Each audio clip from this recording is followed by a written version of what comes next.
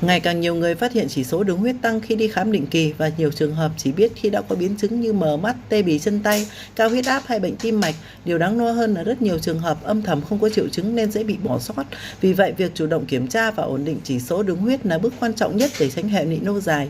Bên cạnh việc thay đổi thói quen lối sống, chế độ ăn uống thì sản phẩm Diatema của Tuệ Ninh chính là lựa chọn hữu hiệu mà mọi người nên kết hợp sử dụng để ổn định đường huyết, ngăn ngừa biến chứng. Sản phẩm có thành phần từ dầu cổ lam được biết đến là thảo dược vàng, giúp ổn định đường huyết, giảm mỡ xấu, giảm nguy cơ hình thành huyết khối.